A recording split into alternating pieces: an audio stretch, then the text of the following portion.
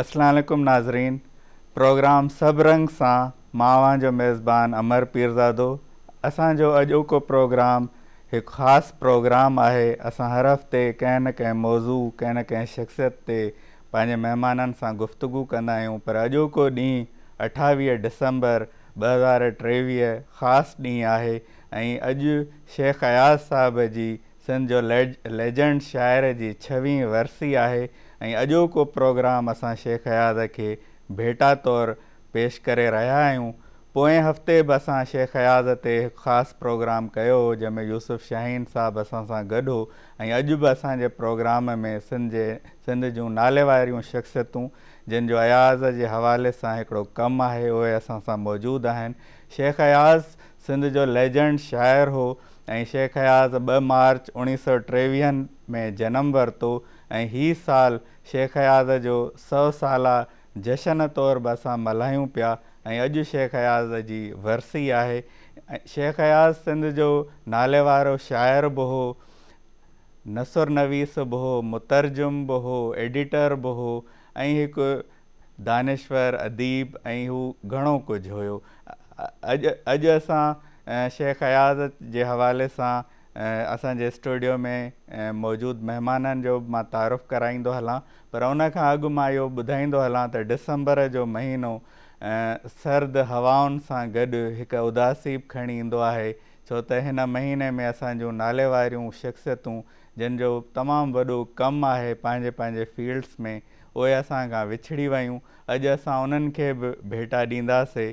काल्ह 27 डिसंबर ते शहीद राणी मोहतरमा बेनज़ीर भुट्टो जी वरसी हुई। सरमद सिंधी नाले वारो ॻाइणो उन जी बि वरसी हुई ऐं डिसंबर जो महीनो उर्दूअ जी नाले वारी शाइरा परवीन शाकिर जे विछोड़े जो बि महीनो आहे। सो शेख अयाज़ सां गॾु असां इन्हनि लेजेंड्स खे बि अॼु भेटा पेश कयूं था, यादि था कयूं। पर हीउ प्रोग्राम जीअं त शेख अयाज़ जे हवाले सां मख़सूसु आहे त मां पंहिंजे महिमाननि जो तारुफ़ बि कराईंदो हलां।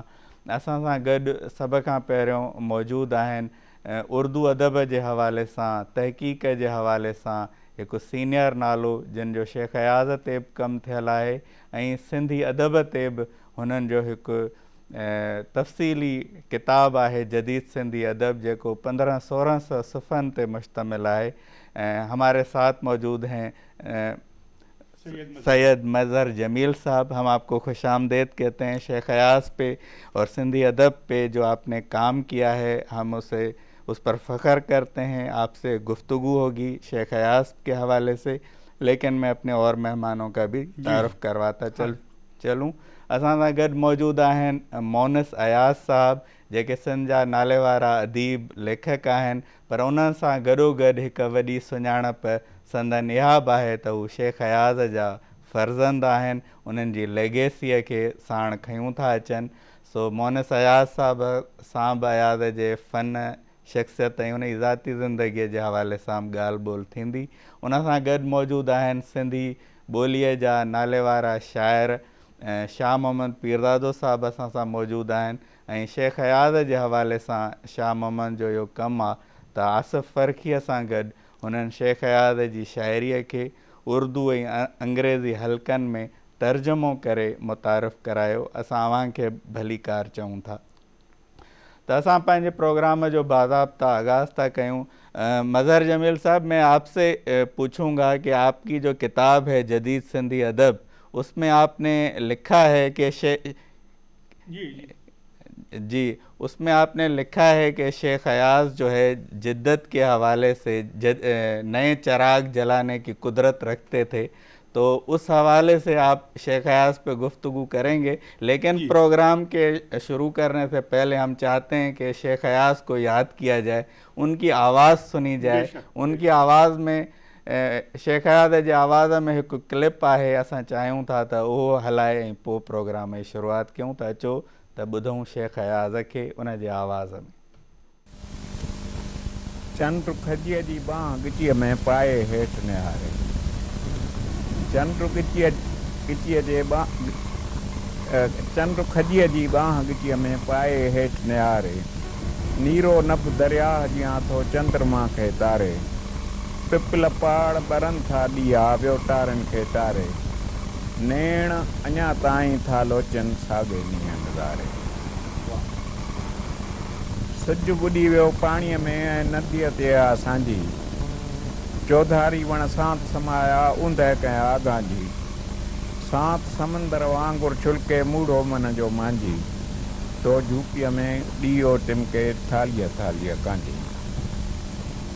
आकाश समंदर वांगुरु आहे ऐं चंड तरे ॿेड़ीअ जां, आउं त कोई कोड बि न आहियां सुर खे कीअं समायां, माही गीर घिरिया घिरड़नि में गेले ॼार बछनि सां, जेको सभ खे रिस्क रसाए वारी आउं उन्हीअ तां। वाह साईं वाह, शेख अयाज़ जी यादि ताज़ा कईसीं ऐं शेख अयाज़ जो आवाज़ ॿुधोसीं। हाणे असां पंहिंजे महिमाननि तरफ़ वरी हलूं था। जी सर, तो आप अपनी गुफ्तगू का आगाज़ करें। जो शेख अयाज़ सिंधी ज़बान के साथ साथ उर्दू ज़बान के भी बहुत माने हुए शायर थे और उनके 2 मजमुए भी शामिल हुए। आपने जो शेख अयाज़ पे और सिंधी अदब पे तहकीक की है, तो शेख अयाज़ की ज़िंदगी और उनकी शायरी पर आप क्या कहेंगे? हाँ, मैं अपने आप को बहुत खुश नसीब इस एतबार से समझता हूँ कि मुझे न सिर्फ शेख अयाज़ से मिलने जुलने साथ रहने का इत्तेफाक हुआ, वो भी मैं भी सक्खर में ही था, वो भी सक्खर में थे। उनका दफ्तर जो है वो मेरे मकान के करीब था। रोज़ ही की बुनियाद पर मुलाकात, अगर किसी दिन मुलाकात ना होती तो एक एक को याद करते थे। तो ये उनकी एक शख्सियत का पहलू है कि वो एक फैले हुए आदमी थे। वो महज अपने आप में सुखड़ के रहने वाले आदमी नहीं थे। और जो आदमी फैलता है वो ज़िंदगी को दरियाफ्त करता है, ज़िंदगी के इम्कानात को दरियाफ्त करता है, इंसानियत के रिश्तों को दरियाफ्त करता है। ये शेख अयाज़ की शख्सियत के अहम पहलू थे। बिल्कुल। दूसरी बात मैं ये अर्ज़ करना चाहूँगा कि हम शेख अयाज़ अपने इस माने में बड़ा अजीब व गरीब शख्स थे कि उन्हें हम किसी एक पहलू से नहीं, जब हम बात करते हैं तो वो एक सक्खर के बहुत नामी ग्रामी वकील थे। बिल्कुल। और वकील की हैसियत से, वकील के तो दिमाग पर नहीं 10 हर वक्त मसाइल होते हैं, लेकिन उनके यहाँ ये था कि वो काम हर अलग है, ये काम अलग है, सब वो ज़िंदगी का इतना भरपूर गहरा वो होता था उनके यहाँ। तो शेख अयाज़ के अंदर बुनियादी बात ये है कि उनके यहाँ शुरू ही से सुखड़ाव नहीं रहा, महदूद बनकर रहने की बात नहीं थी, फैलाव था उनके। हाँ, वो जितने कादिरुल कलाम शायर सिंधी के थे, उससे ज़्यादा कादिरुल कलाम उर्दू के थे। बिल्कुल। और उनका यानी जो शायरी का जो वो छपा, किताब छपी तो पहले उर्दू में छपी, उर्दू की शायरी की किताब छपी थी, बुए गुल नाले दिल जी। अब वो बहुत मुख्तसर थी, लेकिन उसमें उन्होंने वो जिन पहलुओं से शायरी की है, तो वो उर्दू की जो गज़ल की शायरी थी उससे बहुत आगे की चीज़ है। यानी एक आदमी जिसकी ज़बान उर्दू नहीं है, लेकिन जब वो उर्दू में इजहार करता है तो वो दूसरे लोगों से जो कि इजहार कर रहे हैं उनसे बहुत आगे निकल जाता है। तो ये शेख अयाज़ साहब की खूबी थी। और बहुत अजीब व गरीब इस एतबार से कि मैंने तो उन्हें कभी भी बग़ैर किताब के नहीं देखा। मुताला करने वाला कोई शख्स शेख अयाज़ के बराबर का मैंने नहीं देखा अपनी ज़िंदगी में। वो हर वक्त अगर कोर्ट में भी हैं, 6 घंटे 8 घंटे कोर्ट में हैं, तो भी कोई ना कोई किताब जो है वो अलग से पढ़ रहे हैं। यानी अदब की, लॉ की बुक के अलावा अदब की किताब पढ़ रहे हैं और सिंधी की। अच्छा, फिर इस एतबार से भी उनकी शख्सियत बड़ी अजीब है कि जो उनसे ज़्यादा पढ़ा लिखा आदमी, आप अभी बात कर रहे हैं, हर वक्त वो कोई ना कोई चीज़ बता रहे होते हैं। तो वो यानी इंग्लिश अदब का, अंग्रेज़ी अदब का मुताला जो इतना अमीक़ था उनका, वो किसी और का नहीं था। इसी तरह से उन्होंने फ़ारसी के भी नस्तालिक़ आदमी थे। فارسی زبان بھی جانتے تھے. تو سر یہ کیا مطالعہ ہی تھا جنہوں نے ان کے خود کے اظہار کو اتنا دوام بخشا کہ ان کی شاعری اتنا سفر کرتی ہے؟ جی ہاں. نہیں، اصل میں جہاں تک میں سمجھتا ہوں کہ ہر چیز کے رد عمل ہوتا ہے. صحیح. اتفاق سے شیخ یاز اس زمانے میں پیدا ہوئے جب کہ سندھی زبان و ادب کی نئی صبح طلوع ہو رہی تھی. صحیح. اور ان کے شیخ یاز کے ذریعے سے نئی صبح طلوع ہوئی ہے سندھی ادب کی. تو تبدیلی آ رہی تھی، اور اس تبدیلی کے زمانے میں جو لوگ تبدیلی میں شامل ہوتے ہیں وہ ان کو زمانے کی تنقید بھی برداشت کرنی پڑتی ہے. شیخ یاز کے ساتھ بھی یہ ہوا. لیکن شیخ یاز نے ہر تنقید کا جواب دیا ہے تخلیقی طور پر. واہ.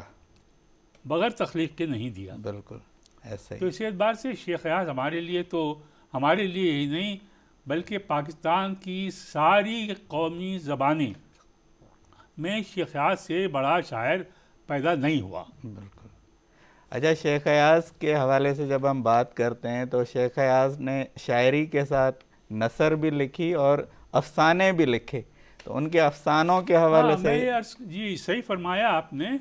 میں نے جو بات کہی تھی کہ ہم شیخ یاز کی شخصیت کے اتنے پہلو ہیں جی کہ کسی ایک پہلو پر شاعری پہ بات کریں گے تو دوسرے پہلو رہ جائیں گے. جی جی. تو ان کو پر افسانہ، یعنی آپ دیکھیے کہ سندھی زبان میں شاعری کا تو بڑا سرمایہ ہے. یہ بھائی جس زبان میں شاہ لطیف ہوں جی اور پھر اس کے بعد سچل ہوں جی اور لوگ ہوں تو شاعری کا تو ایک بہت بڑا خزانہ ہے. جی. لیکن نثر نہیں تھی. صحیح. نثر کمتر تھی. تو اب نثر شیخ یاز جب آئے تو اس وقت افسانہ 1930 سے پہلے تو لکھا شروع ہو گیا تھا، اور اس میں سندھی ہمارے جو دوست ہندو حضرات جو تھے، غیر مسلم لکھنے والے جو تھے، وہ افسانہ نگار تھے، وہ لکھ رہے تھے. اور لیکن شیخ یاز نے جب کہانی لکھی اور سفید ویشی، جی. اب سفید ویشی جو ہے وہ کیا ہے؟ وہ ایک رد عمل ہے آزادی کی تحریک کا انگریز افسر کے خلاف. اور اسی طرح سے انہوں نے پھر کردار، یعنی یہ تصور ہی نہیں تھا ہمارے ہاں. ہم تو لکھتے تھے کچھ لوگوں کے لیے، اور لیکن جب انہوں نے کردار لکھنے شروع کر دیے تو وہ سوسائٹی کے لوگ تھے. بالکل. یعنی سوسائٹی کا حاری، سوسائٹی کا وڈیرا، یہ سب لوگ، اور ان کی کشاکش زندگی کی، وہ سب شیخ یاز کے ہاں ہی ہے. جی بالکل. آپ اپنی گفتگو آپ سے شیخ یاز کے منظوم ترجمے کے حوالے سے بھی بات کریں گے جو انہوں نے شاہ لطیف کا کیا. اور شیخ یاز کی غزل کی بات مظہر جمیل صاحب نے کی کہ انہوں نے جو غزل لکھی تو ان کا ایک شعر مجھے یاد آ رہا ہے، دل افسردہ کی تمنائیں وہ سراپا بہار کیا جانے. یا ان کی مشہور نظم ہے، میرے دیدہ ورو میرے دانشورو، پاؤں زخمی سہی ڈگمگاتے چلو، راہ ہمیں سنگ و آہن کے تکرار سے اپنی زنجیر کو جگمگاتے چلو. تو شیخ یاز بلا شبہ اردو زبان کے بھی بڑے شاعر تھے. اساں پنجی گفتگو کے اگتے वधायूं था. हाणे मां मोनस अयाज़ साहब खां पुछंदुमि त साईं अवां पाण बि लेखक आहियो, पर तव्हांखे इहा हिकिड़ी एज हासिलु आहे त तव्हां शेख याज़ खे वधीक वेझो खां ॾिठो, तव्हां हुन जा फर्ज़ंद बि आहियो. घर में तव्हां शेख याज़ खे बहसियत अदीब, बहसियत पीउ कीअं ॾिठो, ऐं अवां अदब जे हवाले सां हुननि मां कीअं उत्साह वरितो, थोरो इन हवाले सां असांखे ॿुधायो. वॾी महिरबानी अदा अमर पीरज़ादा. पहिरीं ॻाल्हि त मुंहिंजी वॾी ख़ुशनसीबी आहे जो अॼु हिन प्रोग्राम में असांजी बि ख़ुशनसीबी आहे. मुंहिंजे वालिद साहब जा जी जी मज़हर जमील सिद्दीकी साहब सैयद साहब पंहिंजे भरिसां वेठा आहिनि, ऐं उन्हनि जा जीअं पाण ॿुधायूं पुराणा दोस्त हमसर रहिया आहिनि, ऐं असां उन पाड़े में ई रहंदा हुआसीं. सही. मां नंढो हुयुसि ऐं जमील साहब असांजे बैक साइड खां, ऐं साम्हूं उन्हनि जा वरी पोइ जेके आहिनि से ससुराल जो है वो रहते थे अपने اور دوسری خوش نصیبی اور انہوں نے جو لکھا ہے اپنے سندھی ادب پر، جی اس سے بڑا اتنا ضخیم کتاب جو بالکل، ہے کسی اور کا نہیں ہے بالکل۔ ابھی ہمارے پاس سندھی ادب پر، اور اس میں خاص کر کے شیخ ایاز پر ان کا ایک بہت بڑا جی جی چیپٹر چیپٹر ہے ہے۔ اور اس کے بعد جو ہے شاہ محمد پیرزادہ بیٹھے ہیں، تو یہ بھی بڑی خوش نصیبی ہے کہ انہوں نے، یہ بھی ان کے پرانے ان سے ملتے جلتے رہے، اور آصف فقی ان کے بہت پیارے دوست تھے، انہوں نے مل کے جو ہے ان کا انگریزی میں ترجمہ کیا، اردو میں، انگریزی میں۔ ہاں جی ہاں، تو ہمارے ساتھ مشہور جو ہے ان کا انگریزی والا ترجمہ ہے وہ زیادہ، کیونکہ وہ پہلا مجموعہ آیا پہلا تھا، مجموعہ تھا، بالکل۔ تو پرانے دوست ہیں ہم۔ اور آپ کے والد صاحب انور پیرزادہ صاحب، وہ بھی ہمارے بزرگ دوست بھی تھے، جی لیکن شیخ ایاز کے جی بہت ہی وہ بھی قریبی دوستوں میں سے تھے۔ بالکل۔ آپ ان کی اولاد ہیں، ان کے فرزند ہیں، اور میرے خیال میں انور صاحب جتنا ایک ذہانت سے اور لاجیکل ان کی اپروچ ہوتی تھی، لیکن تھوڑا سا وہ اپنا ایک ان کا مزاحمتی لہجہ ہوتا تھا۔ جی تو آج عمر پیرزادہ ان کی صورت میں بیٹھے ہیں ہمارے ساتھ، بہت شکریہ۔ لیکن ان کا لہجہ جو ہے وہ بہت ہی مزاحمتی بھی ہے، مزاحمتی سے زیادہ بہت ہی ٹھہرا ہوا اور دھیما، اور بہت ہی ایک پرامن قسم کا جو ہے بطور شاعر اور ایک لکھنے والے کی حیثیت سے۔ بہت شکریہ سر۔ تو اس حوالے سے شیخ ایاز صاحب کو میں نے بچپن میں جو دیکھا، سندھیअ में साईं؟ ہاں، تو اساں जे पीउ जा 2 घर हुया، हिकिड़ो घर हुयो वॾी माउ जेका असांजी उहा हुई हिते पुराणे सखर में, ऐं ॿियो असां जेके ॿी मां हुयासीं उहे असां क्वींस रोड ते रहंदा हुआसीं, जेकी ज़मीन साहिब जे हुन ते थियासीं। उहा पहिरियों जीअं हिननि ॿुधायो त असुल में उनजी ऑफिस हूंदी हुई, ऐं उन्हीअ जे साम्हूं ई बिल्कुलु फाटक हूंदो हुयो, उते नई जाइ ठहियल हुई, उते रहंदा हुआसीं असां। पर पोइ उते असांजूं पुठियां काठ ॿधी हूंदी हुई, सो 2-3 दफ़ा उते असांजूं चोरियूं थी वयूं, ऐं उहो हिकिड़ो कुंड ते अकेलो घर हुयो हिकिड़े पासे खां, बाक़ी पासे खां त उहा घर हुया जेके उतां जो ॿियो मशहूरु रोड उतो वालिस रोड, जेको वेल्स रोड जो है उहो हूंदो। पोइ इन जे करे उतां उन घर मां असांखे बाबा शिफ्ट कयो पंहिंजी हिन ऑफिस में क्वींस रोड वारी ते, ऐं पाण जेका आहे सा उहा ऑफिस जेका आहे उते पंहिंजो पर प्रैक्टिस शुरू कयूं हुते। त हूअं त हाणे सभई असां भाउ भेण 8 भाउ भेण आहियूं कुल, उन में असां जेको आहे पढ़ाईअ जे लिहाज़ सां त उन्हनि जी हमेशह असां ते नज़र हूंदी हुई, ॿारनि ते हूंदी हुई हा नज़र। बिल्कुलु। बाक़ाइदा मुंहिंजो भरिसां स्कूल हूंदो हुयो। छो त असां सम्झूं था उहो एॾो बिज़ी आहे वकालत में, अदब में, त एॾो टाइम अलाए ॾेई सघंदा अलाए न, पर तव्हां चओ था। हा, त उहो मुंहिंजो स्कूल हूंदो भरिसां सेंट सेवियर स्कूल, जेको हिकिड़ो कॉन्वेंट स्कूल हुयो, उहो इन करे उते दाख़िल करायो वियो। असुल में त असांजे पीउ जी ख़्वाहिश हूंदी त उहो असांखे सिंधी स्कूल में दाख़िल थियूं, पर उहे थोरो परे बि हुया, ऐं वरी उते उन्हनि ॾींहंनि में कुझु सूरत हाल बि अहिड़ी हुई, त हिन में असांखे उहो इंग्लिश मीडियम स्कूल हुया, ऐं उते पढ़ियासीं। घर में असांखे जेका आहे सा मूंखे सिंधी जेका आहे पंहिंजी वालदा जेका उहा बि उन टाइम में सखर मां उन्हनि जेको आहे सो BA कई हुई कॉलेज में। ये वो जो पीछे होता था पुठियों असांजे हूंदो हुयो कॉलेज, त उतां जेके आहिनि से सेंट सेवियर स्कूल मां हू जेके आहिनि से रिपोर्ट घुराईंदा, उहो ॾींदा एन्यूअल रिपोर्ट जेके ॿार पढ़ंदा उहो त असांखे उते हथ में ॾेई छॾींदा, पर ही बाबा उन्हनि खां चवंदो पाण घुराईंदा, पाण बि ॾिसंदा। सही। पोइ शायदि उनखे ओतिरो टाइम ऐं वक़्त जी बि ॻाल्हि हूंदी पाण ॾिसी वठनि, ऐं उन ते हू तमामु पंहिंजी राय रखंदा हुआ, पर उन में का ईअं सख़्ती न हूंदी या को उन में को उन्हनि जी का को घणो गुस्सो या का अहिड़ी क़िस्म जी ॻाल्हि न हूंदी हुई, पर ॾाढो असां सम्झाईंदा हुआ इहा ॻाल्हि। मसइलन मूंखे जेको सो रिपोर्ट ॾिठऊं त मुंहिंजी जेका आहे सा मैथमेटिक्स में जेके आहिनि मार्क्स कुझु घटि हुयूं, सही।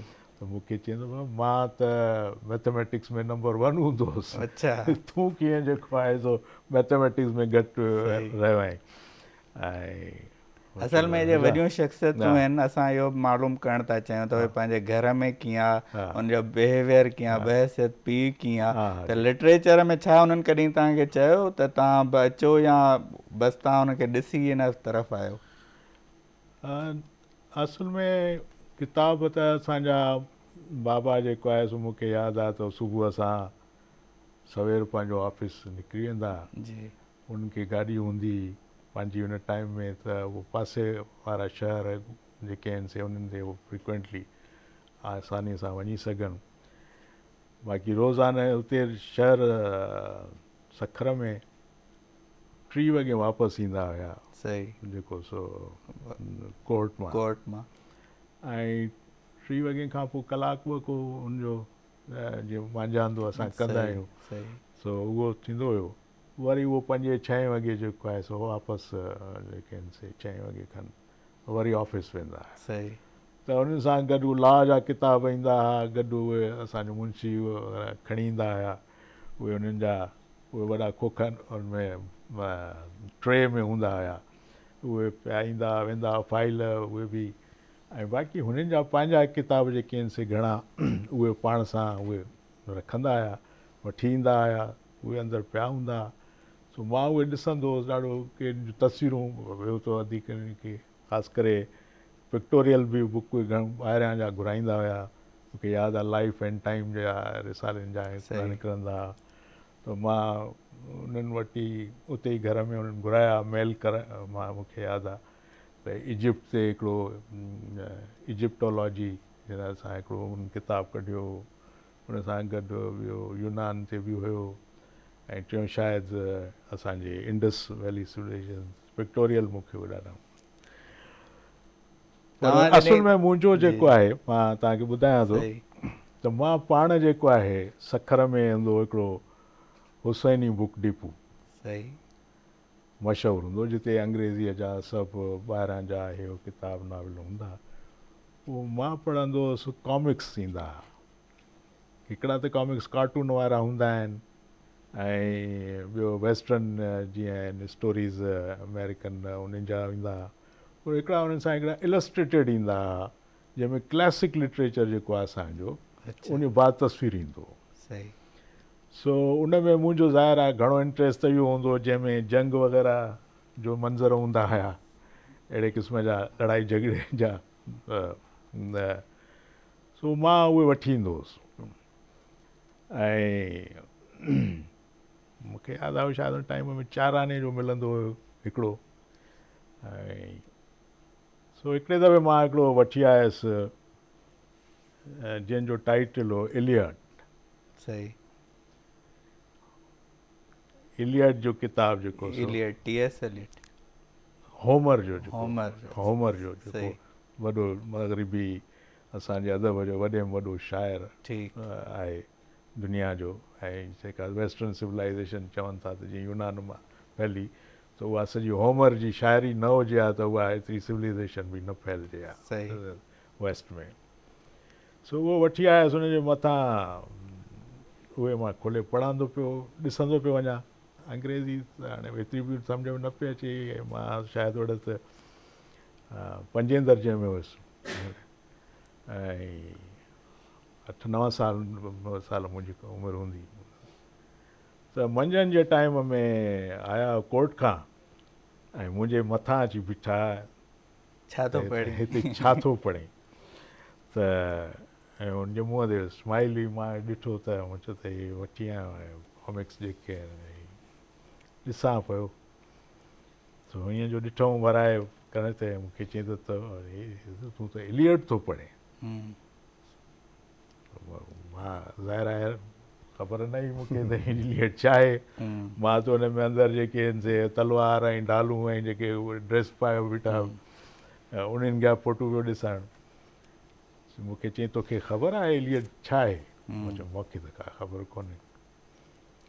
सो ॾाढो उन्हनि खे मतिलबु मां ॾिठो त एॾी मुर्क ऐं एॾो प्यार ऐं एॾो आयो जो मुंहिंजे भरिसां वेही रहिया ऐं उहो किताबु खणी, चङो वॾो साइज़ जो हूंदो हुयो, मैगज़ीन साइज़ जी, उहो खोले पोइ पहिरें खां वठी उन्हनि मूंखे सॼी उहा स्टोरी हेलेन ऑफ ट्रॉय जी जेका आहे जंहिं ते सॼी लड़ाई लॻी, उहे सॼा किरदार, त हीउ जेको आहे सो हेलेन आहे, हीउ हेक्टर आहे, हीउ हुनजो भाउ पेरिस आहे, हीउ एक्लेस आहे जेको हीरो हुयो हुननि जो।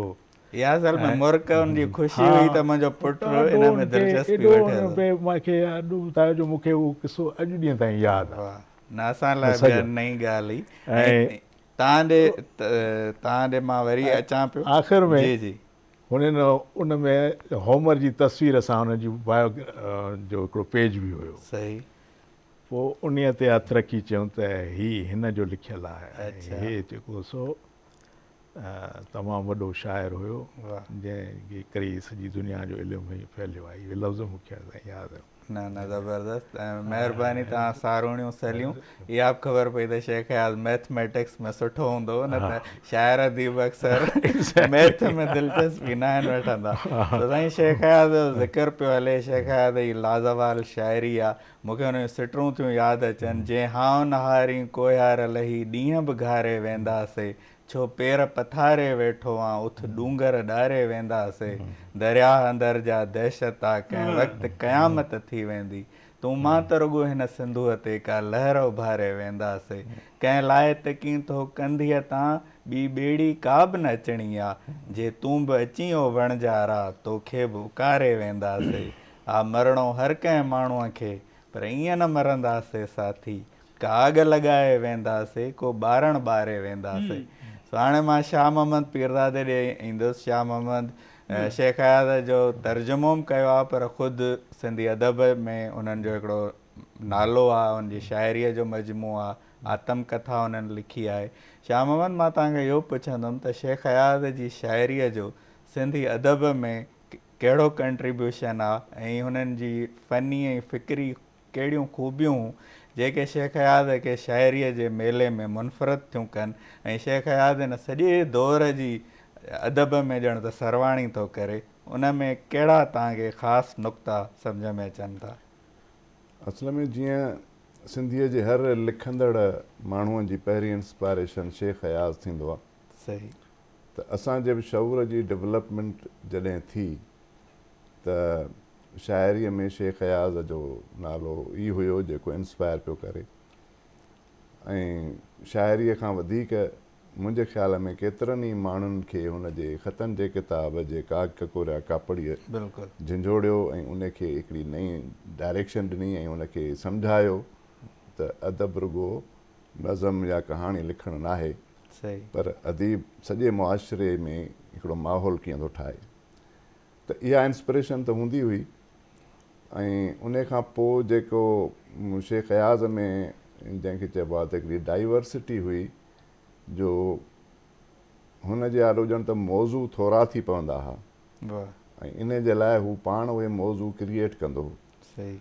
ऐं इन जे करे हू हुनजी जेका उहा तख़लीक़ी उञ आहे उहा पूरी न थींदी हुई। पोइ हुन माना पाबंद शाइरी बि कई, नसरी शाइरी बि कई, पैराबिल्स बि लिखिया, नंढियूं नंढियूं नसरी टुकड़ा बि लिखिया, नज़्म हाइको ॾेढ सटा, मतिलबु हुन जे लाइ उहो जेको घाड़ेटो हो उहो को मुहताज ई न हुई, माना हू नवां घाड़ेटा बि ठाहींदो हो, मतिलबु हुन तराइल में हिकिड़ियूं जिदत आंदी। सही। ऐं उन खां पोइ जेको नसरी टुकड़ा हुन लिखिया, उन वरी हिकिड़ी नई मतिलबु इंस्पिरेशन पैदा कई माण्हुनि जे लाइ जेके रुॻो हुनखे गज़ल ऐं गीत जे हवाले सां सुञाणंदा हुआ। त ऐं उन खां पोइ ॿी वॾी ॻाल्हि जेका आहे सा इहा हुई त माना हुन वटि हिकिड़ो यकसानियत खां बाग़ी थी वेंदो ऐं इहा हू चवंदो हो त क्रिएटिव माइंड जी इहो बुनियादी शर्त आहे। क्रिएटिव माइंड जे लाइ इहो बुनियादी शर्त आहे त हू पंहिंजे माज़ीअ खे छॾींदो वञे। जेकॾहिं हू ईअं न कंदो त माना हुनजी उहा ग्रोथ रुकिजी वेंदी। इन जे करे हुन जो ख़्यालनि में बि तब्दीलियूं ईंदियूं रहियूं ऐं फॉर्मेट में बि तब्दीलियूं ईंदियूं रहियूं ऐं उन खां पोइ हर दफ़ा हू माण्हुनि खे हैरत में विझंदो। मतिलबु जिन माण्हुनि अंग्रेज़नि जे ज़माने में प्री पार्टीशन जेकॾहिं सिंधी शाइरीअ जो मुतालियो कजे त जीअं असां मज़हर चयो त उहो माना हिकिड़ो नओं सुबुह पियो तुलू थिए सिंधी शाइरीअ जे हवाले सां। त माना इहो लहिजो ऐं इहा ॻाल्हि ऐं उहो माना हुनजो अञा ताईं ॻाए इनक़िलाब ॻाए जेको आहे त माण्हुनि खे गरमाए थो। उन खां पोइ वरी जॾहिं माना ॿोलियुनि ते हिकिड़ो ॾुखियो वक़्तु आयो त उन में उहे माना जेके सिंध जूं पुराणियूं रिवायतूं हुयूं उन्हनि खे जियारियो ऐं उन में हुन जियारियो ऐं उन खे हुन हिकिड़ी नई ज़िंदगी ॾिनी। न त जेकर उन हवाले सां हिकिड़ो वॾो हमला हुआ जेके उन खां बची न सघी हा। त शाह अब्दुल लतीफ़ भिटाई असांजे ज़बान ऐं कल्चर जे लाइ हिकिड़ो मज़बूत लोढ़ो आहे ऐं उन ते हर को माण्हू हर को लिखंदड़ पंहिंजे पंहिंजे हिसे जो ढंगर रखंदो थो अचे त उन में घणा ढंगर शेख याज़ रखिया आहिनि ऐं उनजो क़दु वधायो आहे ऐं उनखे महफ़ूज़ कयो आहे। त पर असुल में जेका शाइर जे तौर ते हिकिड़ी ग़ाइबाना तौर ते मुतासिर त असां हुनखे हुआसीं, पर मुंहिंजी इहा हिकिड़ी लकीली मूंखे हिकिड़ो मौक़ो मिलियो जो हुन जे ज़िंदगीअ जा आख़िरी 2-3 साल असां हुन सां रूबरू कचहरियुनि में रहियासीं ऐं उन खां पोइ मां महसूसु कयो त असां जेका सभिनी खां घणी ज़्यादती कयूं था पंहिंजनि इन अहिड़नि स्टाल वार्ड सां या अहिड़नि थिंकर सां उहा इहा आहे त असां पंहिंजे ज़हन जे मुताबिक़ हुननि खे महदूद करणु था चाहियूं ऐं जॾहिं त असुल में हुननि जे एक्सपीरियंस खां फ़ाइदो ई तॾहिं वठिबो जॾहिं हू उनजी लेटर एज ईंदी ऐं इन जे करे माना हुनखे टफ टाइम हर दौर में मिलियो ऐं हर दफ़े 10 सालनि खां पोइ साबित थियो त हुन ते उहा तनक़ीद अजाई हुई। पर उहो वक़्तु मिस थी वियो। माना जंहिं वक़्त में हुनखे सेलिब्रेट करणु खपंदो हो उहो वक़्तु मिस थी थो वञे। पोइ माज़ीअ में वरी लॻे थो त इहा त का ॻाल्हि ई कान्हे। हा, ऐं उहे माण्हू जेके हुनखे माना 1 यूनिट जे ज़माने में काफ़र चवंदा हुआ उन्हनि खे ख़बर पई त भई ईअं न हो। वरी जेके जिन माण्हुनि हुनखे यूनिवर्सिटीअ जे दौर में शिकायतूं कयूं त हुन सौदेबाज़ी कई आहे, हाणे उहे ई चवनि त ईअं न हो। उहे माण्हू अञा जहिड़ा आहिनि जिन हुन ते तमामु घणियूं टफ टाइम ॾिनो, पर हाणे उहे ई उन दौर खे क़बूल कनि था। ऐं उन खां पोइ वरी जॾहिं हुनजो लेटर फेज़ थो अचे, जॾहिं हुनजी हेल्थ बि मुतासिर थी थिए ऐं हू प्रोफेशनली बि एक्टिव न आहे ऐं हू कराची शिफ्ट थी थो अचे, त असुल में हुनजो ज़हन मैच्योर टीह वारो तॾहिं थो थिए। ऐं असुल में उन ई दौर में त सिखण जा मौक़ा मिलंदा आहिनि त जेकॾहिं असां पंहिंजे नौजवान जे दौर में ग़लतियूं कयूं था उन्हनि जी गाइडेंस असां पंहिंजे उन्हनि ब्रेन्स खां वठूं, उन्हनि आला तख़लीक़ी ज़हननि खां वठूं ऐं असां पंहिंजे लाइ को दॻु वठूं। पर बदकिस्मतीअ सां असां उन्हनि खे मतिलबु त पंहिंजे पोयां हलण जी तरग़ीब था ॾियूं। माना असांजी उन सां अहिड़ी हिकिड़ी थी वञे फरमाइश जो माना हिकिड़ो 18 सालनि जो छोकिरो चए त इहो 60 साल जो शेख यादि जेकर मुंहिंजे चवण ते हले। ऐं इहा तारीख़ जो हिकिड़ो उबते फीथे वांगुरु आहे। त इहा ॻाल्हि उबती आहे त उन 18 सालनि जे छोकिरे खे को सम्झाइण वारो कोन्हे त बाबा तोखे पंहिंजनि ख़्यालनि में तब्दीली आणणी पवंदी ऐं हिननि खां तोखे सिखणो पवंदो। हाणे जीअं शेख याज़ असां वटि न आहे ऐं हाणे उहे सभु माण्हू जेके राइट हुजनि लेफ्ट हुजनि उहे जिन हुनखे मुख़्तलिफ़ दौरनि में तनक़ीदूं कयूं ऐं हाणे उहो हिक ॿिए ते त तनक़ीदूं कनि था त अयाज़ हुनजो न आहे असांजो आहे, ॿिया था चवनि त हुननि जो न आहे असांजो आहे, पर इन मां सबक़ु छा थो मिले? सबक़ु इहो थो मिले त असां उन पछताव जो इज़हार था कयूं त असां पंहिंजे वक़्त में हुनखे टफ टाइम केतिरो ॾिनो, बिल्कुलु, ऐं उन जी असां इहा पूरी था कयूं त असां जेकर को अज़ालो करे सघूं, जॾहिं त तारीख़ उहो मौक़ो तव्हांखे न ॾींदी आहे, माण्हू हलियो वेंदो आहे, ऐं हुनजो हिकिड़ो कमु आहे अञा बि जेकॾहिं तव्हां उन मां हिकिड़ो सबक़ु वठी सघो त अयाज़ जा उहे ॾींहं तन्हाईअ जा ॾींहं हुआ, ऐं असांजी ख़ुशकिस्मती आहे त असां उनजे उन्हनि ई आख़िरी सालनि में हुनजे वेझो रहियासीं। ऐं असां मुंहिंजे ख़्याल में हाणे 28 डिसंबर 1997 में हुनजी डेथ थी आहे, ऐं असां 29 अगस्त मां ऐं मुंहिंजो दोस्त आसिफ़ 29 अगस्त 1997 ते हुन सां हिकिड़ी कचहरी ऑफ द रिकॉर्ड कई, ऐं मां सम्झां थो त मूंखे यादि न आहे या थी सघे थो त मां ग़लति बि हुजां, पर उन खां पोइ को अयाज़ जो इंटरव्यू जा वर्जन न आहे आयो, पर उहा कचहरी असां पोइ उन में जे असल में उनखे असांजे किताब में शामिलु आहे।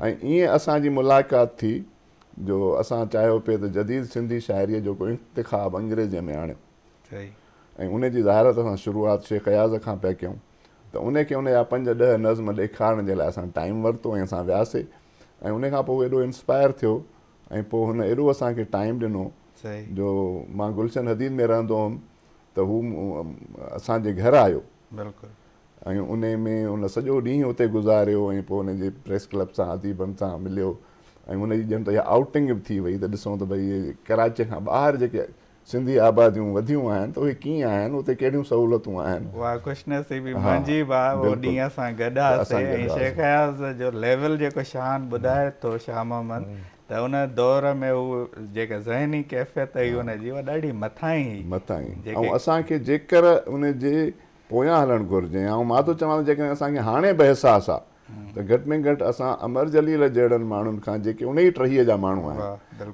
उन्हनि खे फॉलो कयूं त तव्हां ॿुधायो त असां छा कयूं, बजाए इन लाइ असां उन्हनि खे चऊं त तव्हां हाणे कुराड़ा थी विया आहियो, तव्हां हाणे सुस्त थी विया आहियो, तव्हां हाणे कमज़ोर थी विया आहियो।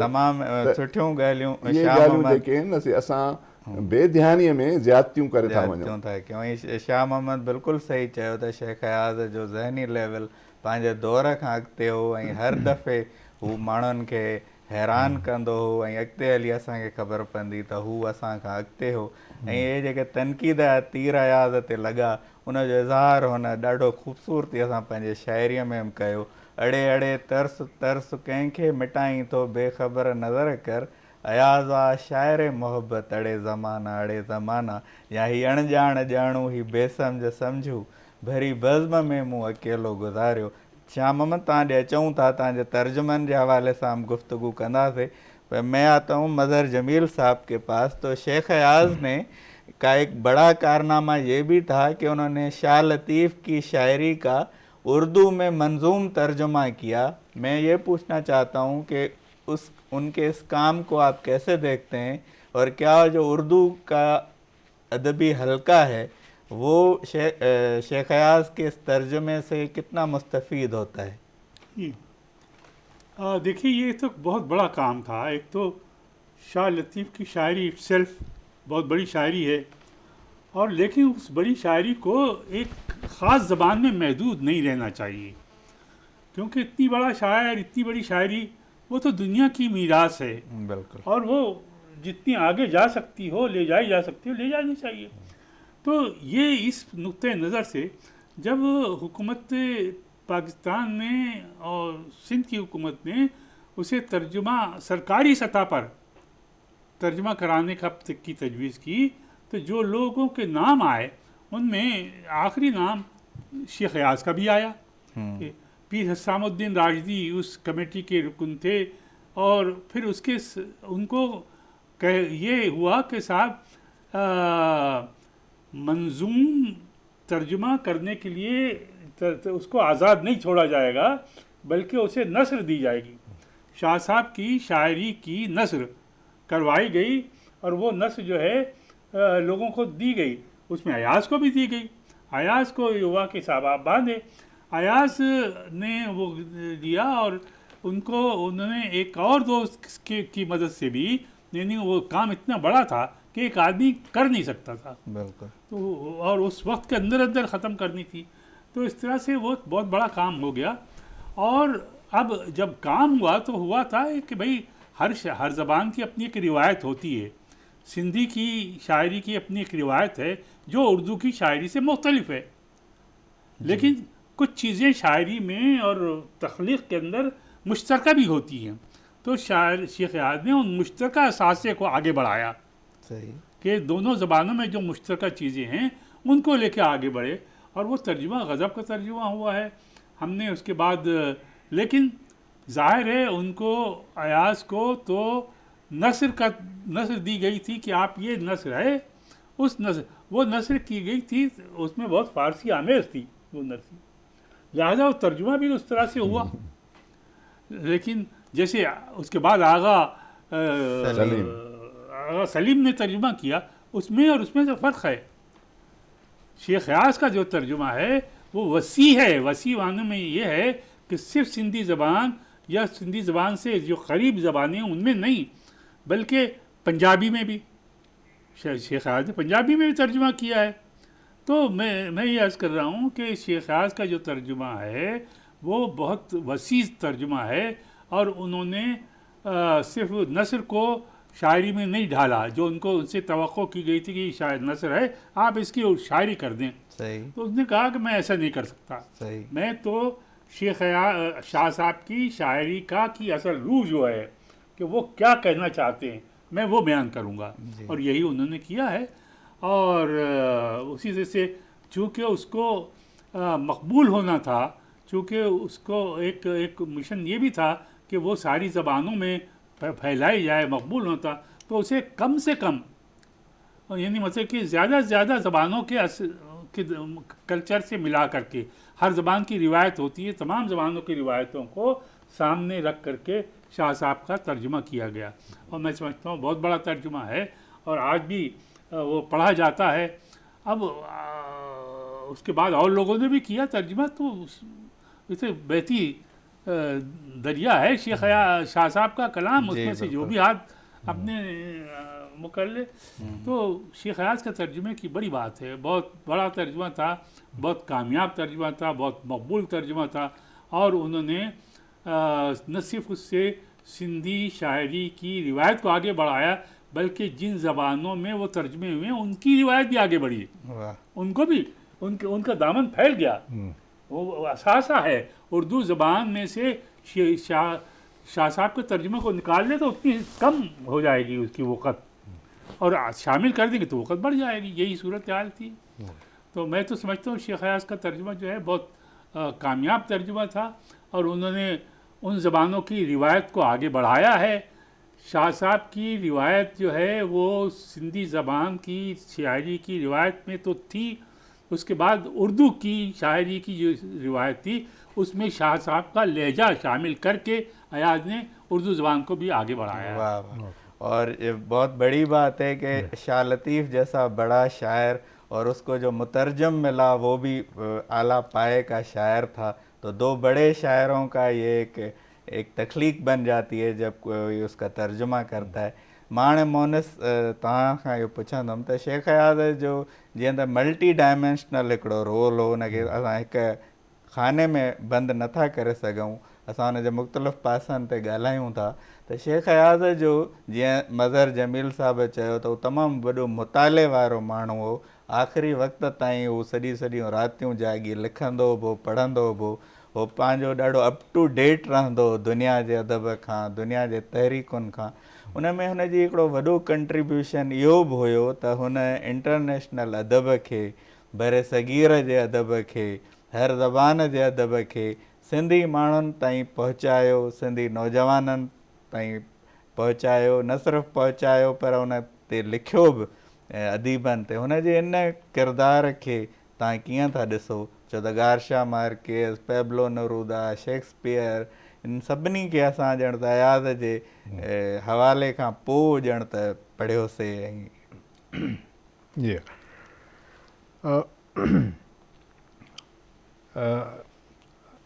शेख अयाज़ साहब जो पहिरियों मां थोरी जमील साहब जी ॻाल्हि खे थोरो वधाईंदुसि त उर्दू ज़बान ते हुननि खे काफ़ी दस्तरस हुई, फ़ारसी बि तमामु सुठी ॼाणींदा हुया, अरबी बि उनखे ईंदी हुई, ऐं असुल में उर्दू ज़बान जा रिसाला जेके आहिनि उहे असांजो जेको ॾाॾो हुयो शेख अयाज़ साहब जो वालिद जेको शेख ग़ुलाम हुसैन, उहो पाण शाइर सही, ऐं शेख ग़ुलाम हुसैन ग़ुलाम जे नाले सां छा तख़ल्लुस हुयो, उनजो पूरो हिकिड़ो हथ सां पूरो दीवान लिखियलु उर्दूअ में। सही, वाह, छो त हू बुनियादी तरह वकील हुयो पाण बि ग़ुलाम हुसैन, पिटीशन राइटर उनखे चवंदा हुआ उन ज़माने में।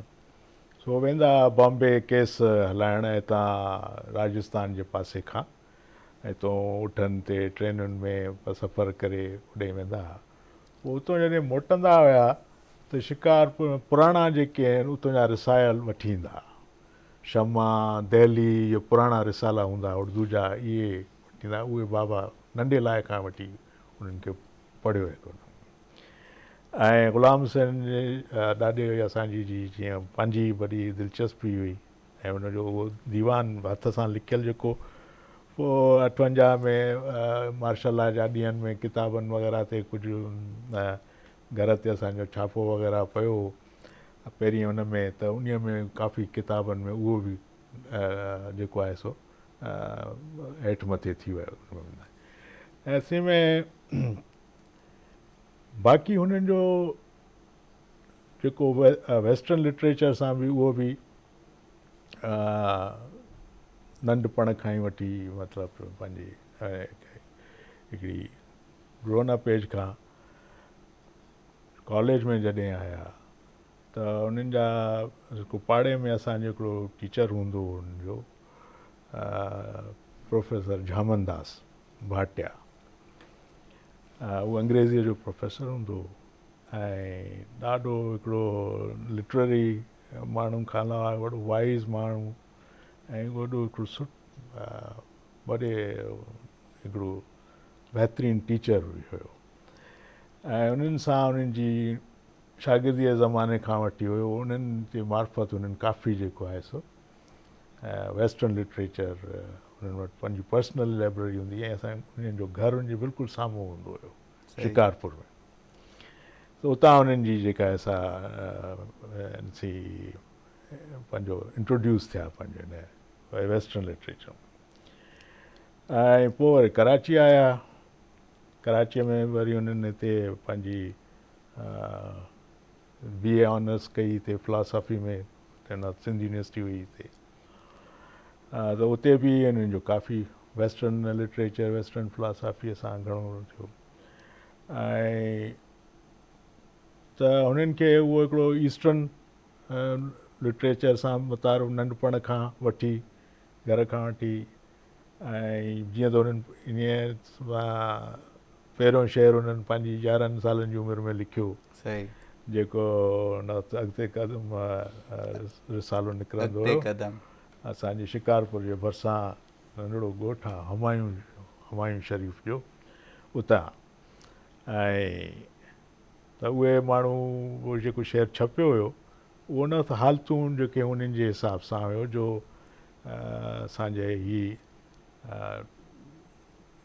थोरा मज़हबी फ़सादात थी विया, काफ़ी हिंदू मुस्लिम जेके आहिनि से ॻाल्हियूं शुरू टाइम थी वियूं, त उहो पहिरियों शेर जेको आहे उन्हनि जो मर्द मौला जे नाले सां, सही, उन में सॼो हिकिड़ो तसौफ़ आहे, माना हिकिड़ी इंसानियत जी हिकिड़ी गॾियल ॻाल्हि कयल आहे, ऐं तमामु नंढपण में, छो त पाड़ो हुयो उन में सारा ॿिन्ही कम्यूनिटी जा माण्हू रहंदा हुया, ऐं उन्हनि इहो ॾिठो, ऐं पोइ जॾहिं इहो सॼो जेके बि ॻाल्हियूं सियासी जेका बि लहर हुई उन सां, त उन खां बुनियादी उहो फ़िक्रु उन्हनि उहो रखियो त हिकिड़ी मोहबत ऐं अमुन ऐं उनजी पाण में हुजे ऐं सम्झ हुजणु खपे।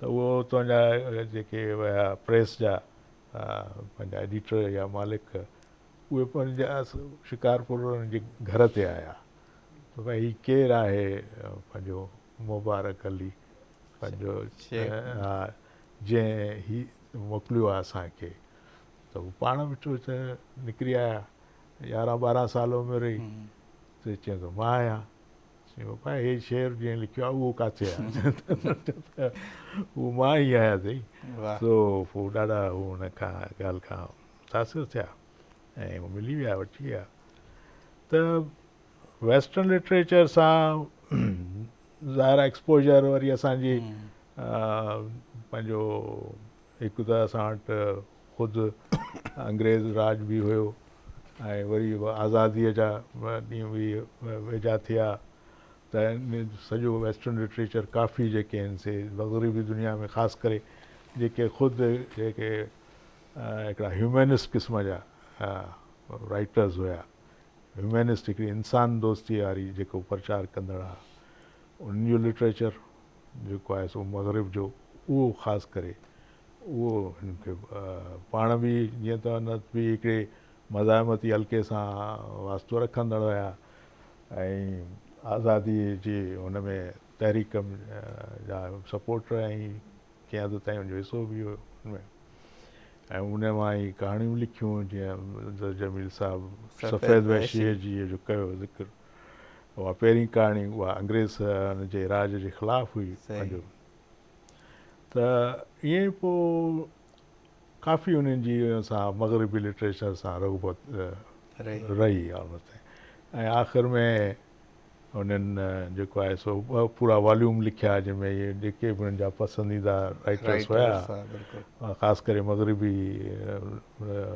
दुनिया जा लिटरेचर सां वाबसा उन्हनि से सभिनी ते उन्हनि जा बायोग्राफिकल नोट्स प्रोफाइल्स ॾिना त मग़रिबी लिटरेचर पर पोइ हमेशह हुननि जेको आहे या आख़िर में बि हुननि असांजे पंहिंजे धरतीअ जो लिटरेचर असांजे बरे सग़ीर जो लिटरेचर असांजो हा बिल्कुलु ऐं उहो एॾो रिच आहे जो उहो उन्हनि खे हमेशह मथां लॻो या उनखां फ़िक्री लिहाज़ सां पंहिंजे ॿोलीअ जे लिहाज़ सां हर लिहाज़ सां ऐं त अची हीअ इतफ़ाक़ आहे जो असांजा शाह लतीफ़ सचल सरमस्त ऐं ॿिया जेकी क्लासिकी शाइर आहिनि उन्हनि खे वेस्ट में एॾो एक्सपोजर न मिली सघियो आहे ऐं हो त जीअं त हिकिड़ा राज कंदड़ हुया त ज़ाहिर आहे उन्हनि जो लिटरेचर असां वटि उन हिसाब सां घणो मुतारिफ़ थियो ऐं जल्दी पहुची बि वियो ऐं उहे घणा मशहूरु थिया इन करे दुनिया में ऐं पर हीउ असांजो जेको क्लासिक लिटरेचर आहे इहो हिननि जीअं अयाज़ साहिबु आहे ऐं कुझु ॿियनि वॾनि पंहिंजा असांजे इंट्रोड्यूस कयो आहे उनखे तर्जुमा करे ऐं हाणे ज़ाहिर आहे हू अच्छा मनोज साहब तव्हां बिल्कुलु सही ॻाल्हि कई त शेख अयाज़ जेको आहे उहो उन जेको आहे वेस्टर्न लिटरेचर सां गॾु पंहिंजे क्लासिक सां बि हिकिड़ो नातो जोड़े रखियो उन्हनि खे पढ़ियो ऐं शेख अयाज़ जो वॾो कंट्रीब्यूशन हो ऐं शेख अयाज़ जी शाइरी जेका आहे उन में जेका मंज़ूम शाइरी अथसि उन में ॻाइण जी तमामु घणी शक्ति हुई हुन जी शाइरी ज़रीना बलोच ॻाई अलण फ़क़ीर ॻाई सरमद सिंधीअ ॻाई जंहिंजो असां ज़िक्र बि कयो बेदिल मसरूर ऐं हुनखे वॉइसिस ग्रुप में तमामु घणो हुनजा इनकलाबी कलाम ॻाया सादिक फ़क़ीर हुनखे ॻायो हनीफ़ लाशाइरी सिंध जो हर फ़नकार हुनखे ॻाए थो त ऐं अयाज़ जी शाइरी जेका लिरिकल शाइरी आहे हुन में जेका इंट्रंसिक म्यूज़िक आहे त हुन में असांखे हुनजा लाजवाब कलाम मिलिया आहिनि असां चाहियूं था त हुनजो हिकिड़ो कलाम जेको मां सम्झंदो आहियां त इश्क जो समूरो फ़लसफ़ो अयाज़ जी हिन वाईअ में आहे जेको अलण फ़क़ीर ऐं ज़रीना बलोच या वाई ॻाई त टिड़ी पवंदा टारीअ जॾहिं ॻाढ़ा गुल तॾहिं मिलंदासीं असां चाहियूं था त इहो कलाम अव्हां सां गॾिजी ॿुधूं ऐं हिन वाईअ जी यादि ताज़ी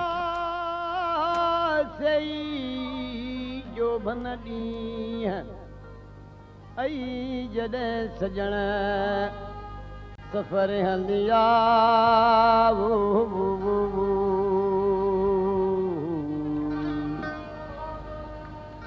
اللہ روار ملت تری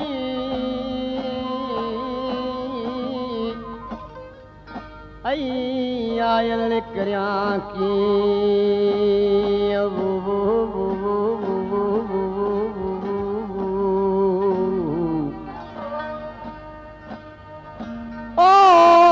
مکھے چاڑھے چی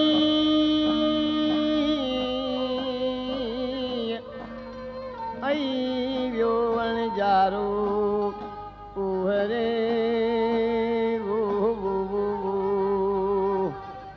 ہو اندا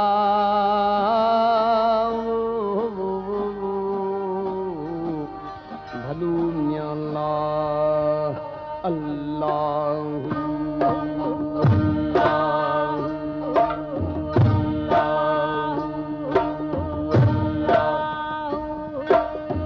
کیڑی پوندا ٹاری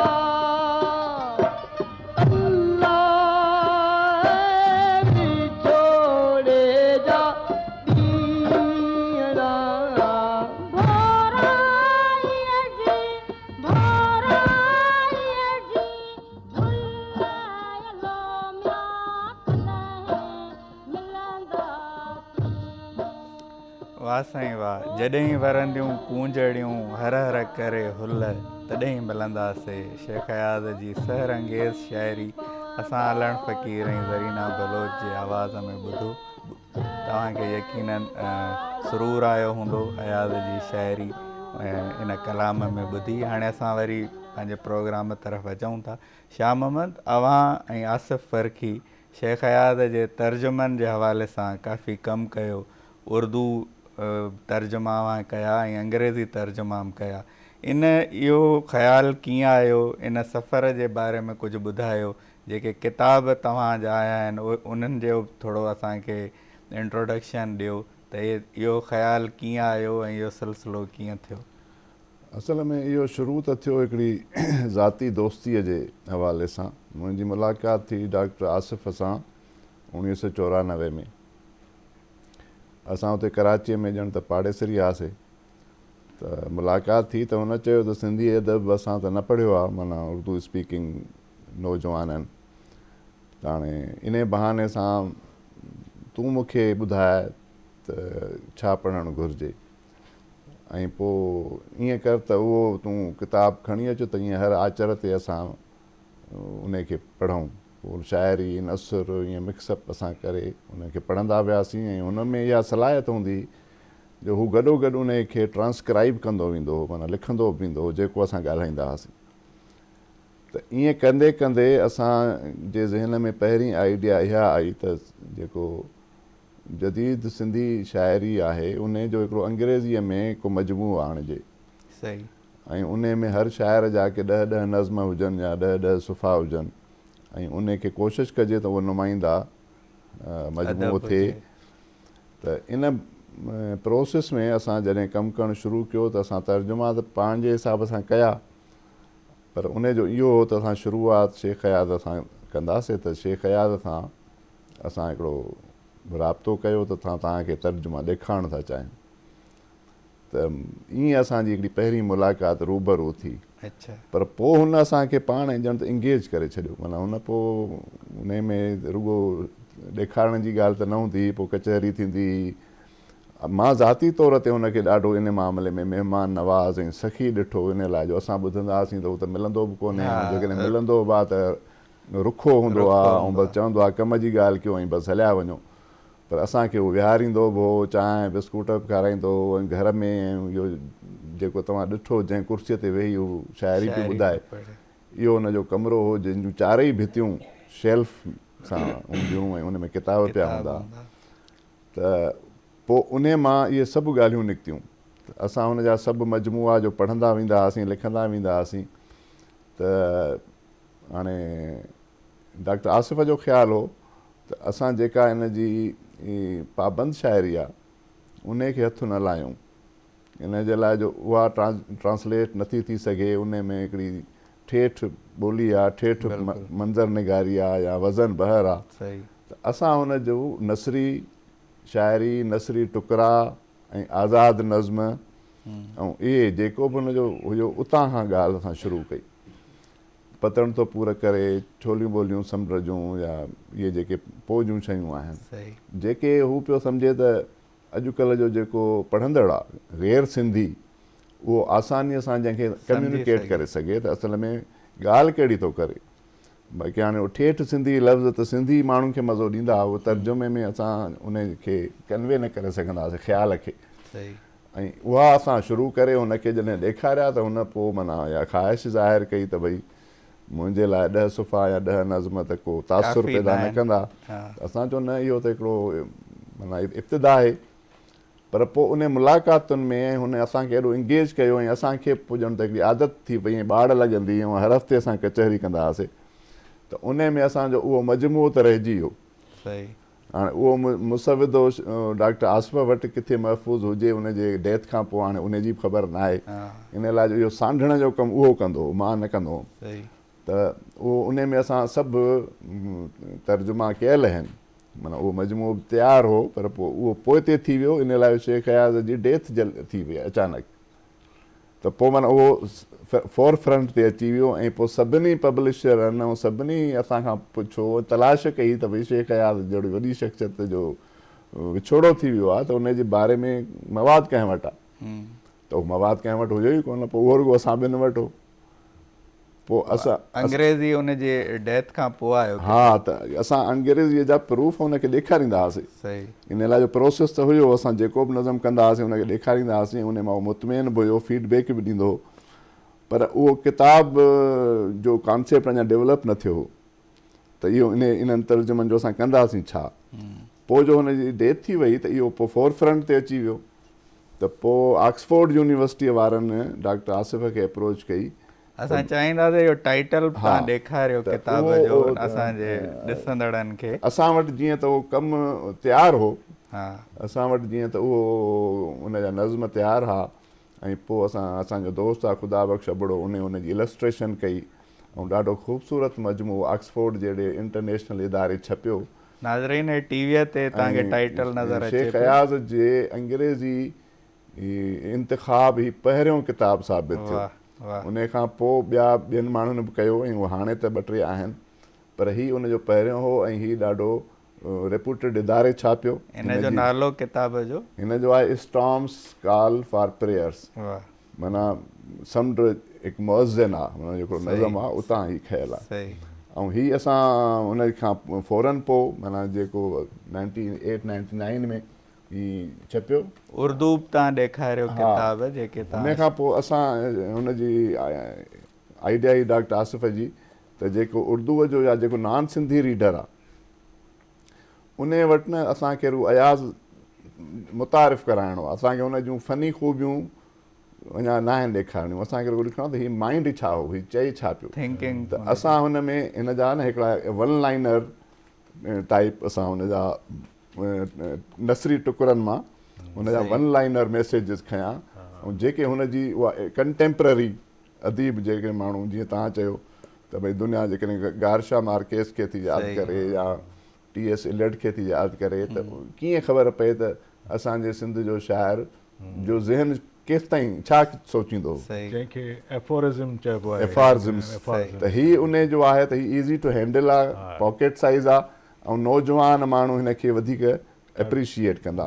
हीउ फज़ली सन्स वारनि छापियो, उन खां पोइ असांखे वरी मकतब दानियाल वारनि ऑफर कई ऐं असां हिन में ही 2 किताब छापिया। त इन में हिकिड़ो आहे फ़िक्रे अयाज़, माना हिन में अयाज़ जूं लिखियल शयूं आहिनि, पंहिंजूं शयूं, ऐं ॿियो आहे ज़िक्रे अयाज़, हिन में वरी अयाज़ जे बारे में जेके माण्हुनि लिखियो आहे उन जो हिन में आहे मतिलबु तर्जुमा आहिनि। ॿई ॾाढा अहम किताब आहिनि। ॿई उर्दू जे हवाले सां इहे 3 किताब आहिनि ऐं अंग्रेज़ीअ जे हवाले सां इहो पहिरियों किताबु हो जेको असां ठाहियो ऐं उनखे ॾाढो भरपूर हिकिड़ी पज़ीराई मिली। अच्छा, तर्जुमनि जी तव्हां ॻाल्हि कई, आसिफ़र कीअं अवां तर्जुमा कया, असां चाहियूं था त 1-2 नमूने तौर जे तव्हां असांखे पढ़ी ॿुधायो त शेख अयाज़ जो फ़िक्र तर्जुमे जे सूरत में बि असां जेके शेख अयाज़ जो हिकिड़ो मशहूरु नज़्म आहे त को वक़्तु ईंदो जॾहिं ॿोलियुनि जो तअस्सुब ख़तमु थींदो ऐं पोइ माण्हू मूंखे डिस्कवर कंदा। इहो त उर्दूअ में बि अथसि। हा, त उहो असां अंग्रेज़ीअ में कयो हो त posthumous reputation. I know a time will come when suddenly my poetry will be washed by the moon in the rivers of sky. I know that time will also come when there will be no prejudice against my language. Everybody will be enveloped in my fragrance. When the town and the path will become one, when my ideal will come to claim me, I know that time will also come when you will cry over my buried dust, hearing some traveler sing my song. ही उन जी ॼण त सॼी वार्ता आहे त माना उन खां पोइ तोखे जॾहिं मुंहिंजो अहसासु थींदो ऐं तूं रोअंदे त तोखे उन रोअण जे लाइ मुंहिंजो क़बर जी मिटी ॿुधी सघंदी, मां न ॿुधी सघंदो। उर्दूअ जो कुझु हिकिड़ो माफ़ु कजो, मां तर्जुमनि जी ॻाल्हि निकिती त मां बि ॾाढो इंस्पायर थियुसि हिन ॻाल्हि खां। असुल में 1985 में मां पहिरियां तर्जुमा कया हुआ शेख अयाज़ जा प्रोज़ पोएम्स।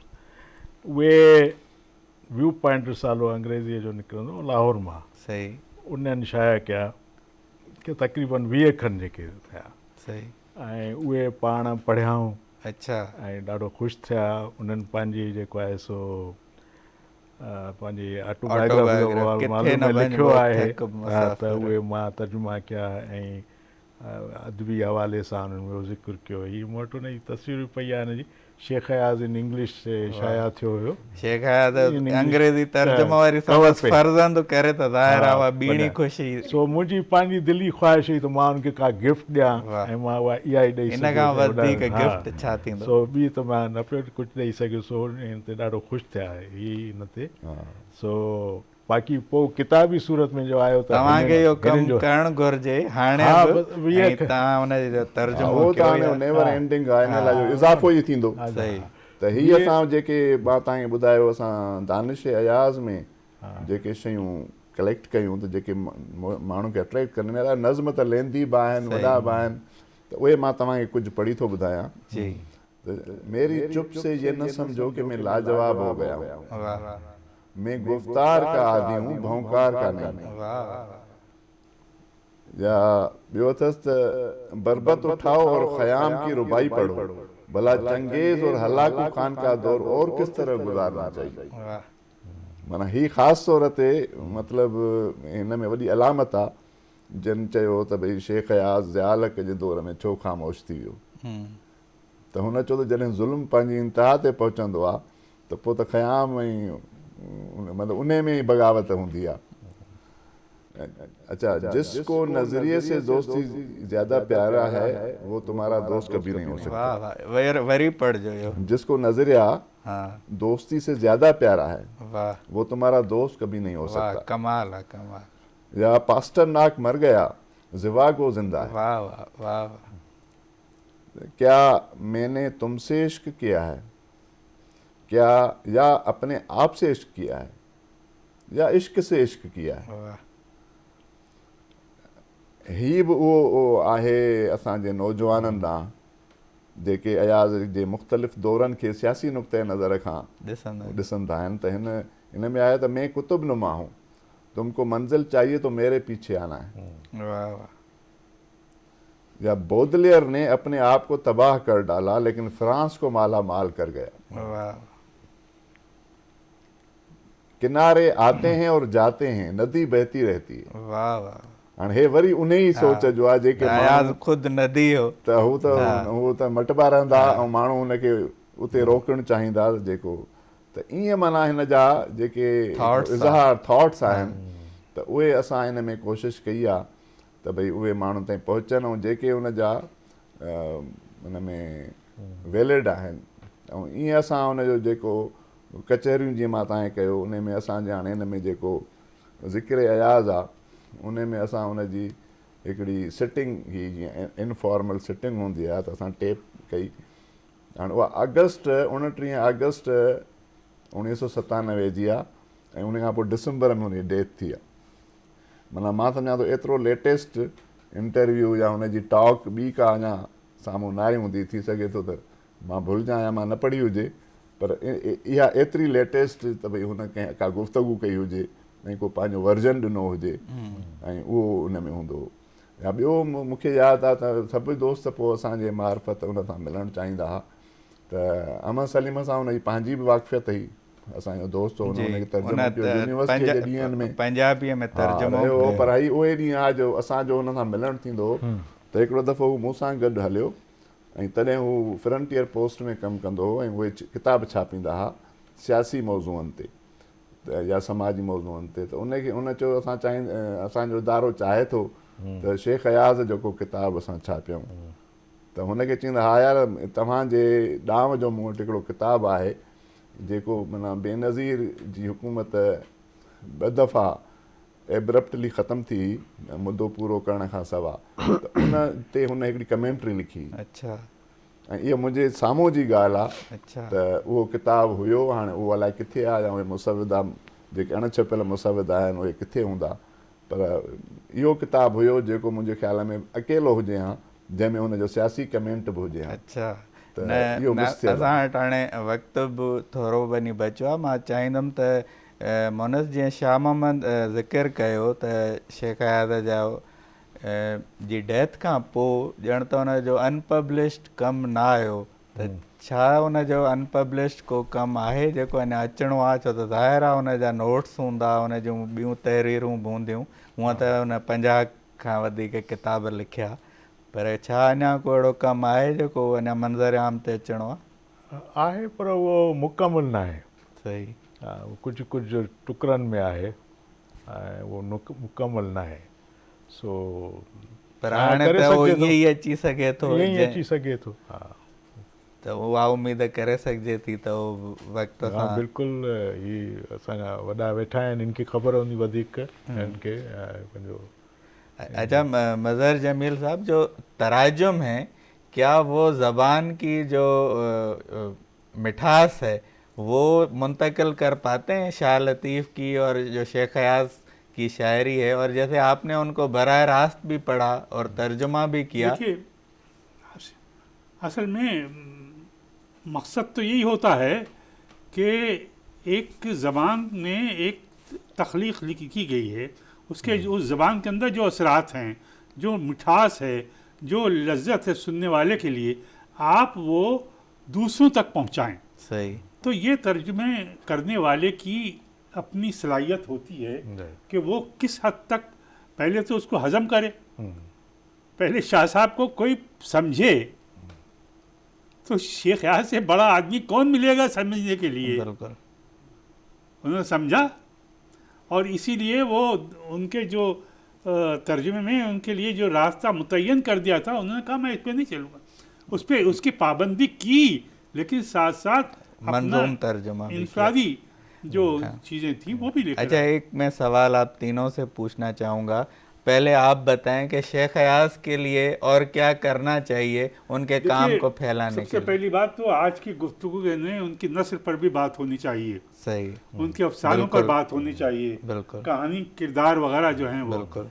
दूसरी बात ये है कि उनकी जो ऑटोबायोग्राफी जो उन्होंने लिखी है जी, वो भी एक ऐसी चीज़ नहीं है जिसको आप नज़रअंदाज वॉल्यूम्स में 4 वॉल्यूम्स है। आप मैं तो परेशान हो गया था पढ़ करके, और अब भी परेशान होता हूँ उसको पढ़ करके। वो इसलिए है कि आप उनकी एक बाप पढ़ते हैं तो 10 चीज़ें और वो दूसरी ला के डाल देते हैं सामने। अमेरिकन हिस्ट्री ये है और यूरोप की ये है। इतने पढ़ा लिखा आदमी है कि उसके लिए मसला कहीं एक जगह टिकना मुश्किल हो जाता है। बिल्कुल। तो ये एक उनकी एक ये माइनस पॉइंट भी जो है, क्योंकि आम पढ़ने वाला जो है वो तो उसको आस्ता आस्ता हजम ही नहीं कर पाएगा, जो कि हलवा हो। अब आम पढ़ने वाला तो उस लेवल पर जाकर के सोचिए कि जिस लेवल पर अयाज बयात कर रहा है। सही।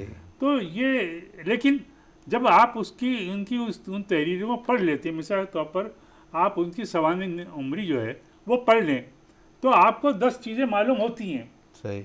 और आपको न सिर्फ शेख अयाज की शख्सियत बल्कि पूरा माहौल और शेख अयाज किस किस चीज़ से मुतासिर हुए ये भी मालूम हो जाता है। सही। तो ये बड़ी उनकी तहरीर में एक था कि कहीं वो महदूद नहीं होते, गुंजक नहीं थे, और वो वसी पैमाने पर दरवाजे खोलते चले जाते थे। ये बड़ा कमाल है। मोनस तव्हां मैसेज मां वठंदुमि ऐं इहो पुछणु चाहींदुमि त शेख अयाज ते तमामु घणो कमु थियो आहे, तहक़ीक़ थी आहे, अयाज मेलो बि लॻंदो आहे हर साल, पोएं हफ़्ते अयाज मेलो बि थियो, ॿिया बि सभु इदारा हुन ते कमु था कनि, सभु हुन जा मदा आहिनि।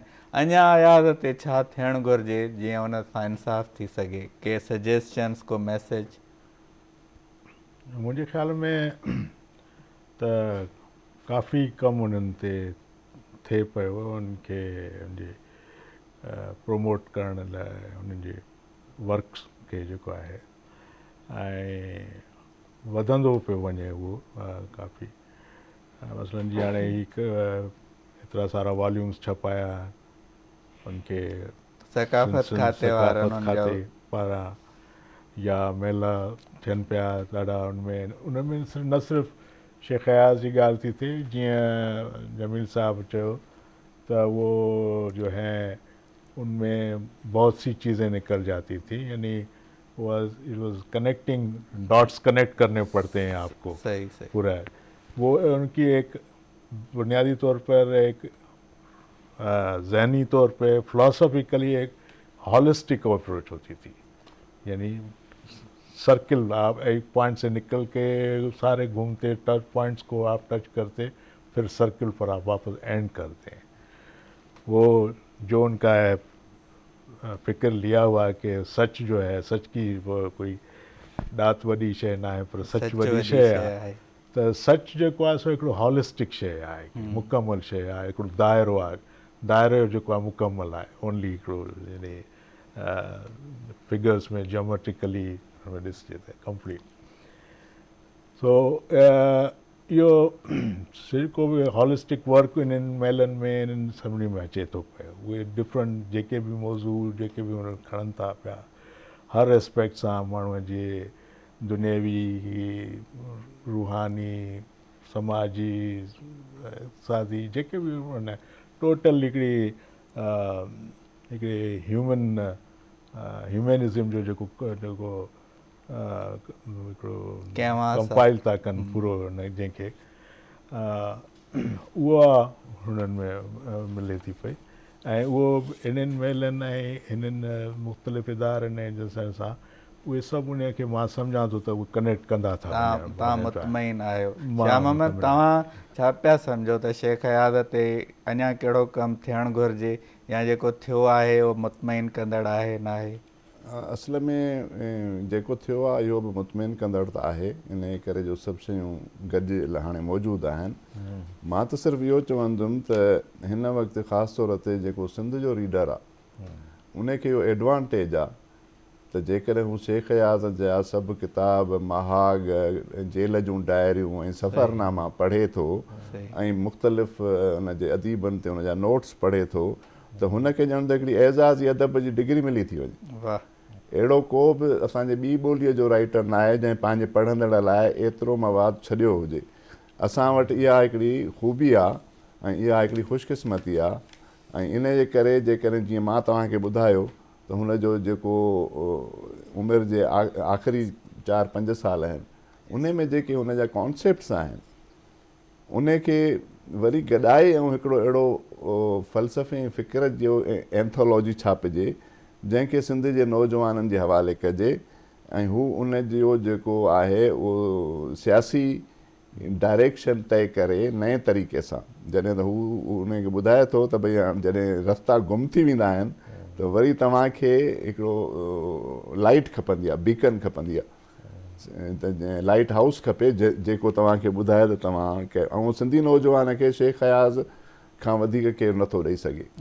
ऐं इहो कमु आहे ऐं इहे मुंहिंजे ख़्याल में त इहो इन क़िस्म जी एंथोलॉजी अञा रहियल आहे जेका आहे इन्हनि किताबनि में ई विखिरियल, पर उनखे गॾाए हिकिड़ो किताबु ठाहिजे जेको सिंध जा नौजवान पढ़नि ऐं उन खां पोइ हू इहो ॾिसनि त सिंध जी इमीडिएट ज़रूरत छा आहे. ऐं उहा गाइडेंस असांखे हयात खां वठणु घुरिजे. महिरबानी. मां असांजे प्रोग्राम जो वक़्तु हाणे ख़तमु पियो थिए. हीउ अहिड़ो मौज़ू आहे जो 2 कलाकनि जी ख़बर ई न पई ऐं असां अञा काफ़ी ॻाल्हियूं आहिनि जेके असां करणु था चाहियूं. ऐं मां थोराइतो आहियां मज़हर जमील साहिब जो, मोहनस अयाज़ साहिब जो, शाह मोहम्मद पीरज़ादे साहिब जो.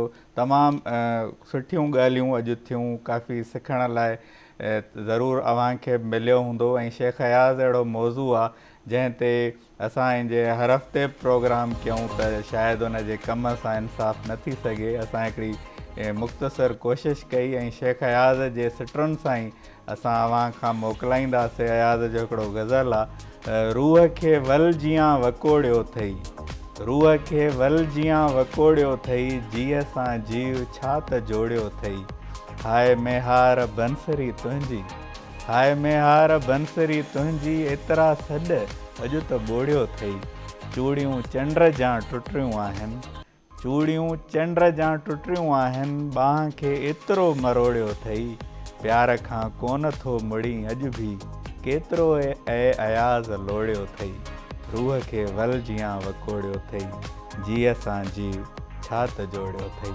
अॻिए हफ़्ते वरी कंहिं नए मौज़ू ऐं महिमाननि सां वरी हाज़िर थींदासीं. तेसिताईं सदाईं गॾु.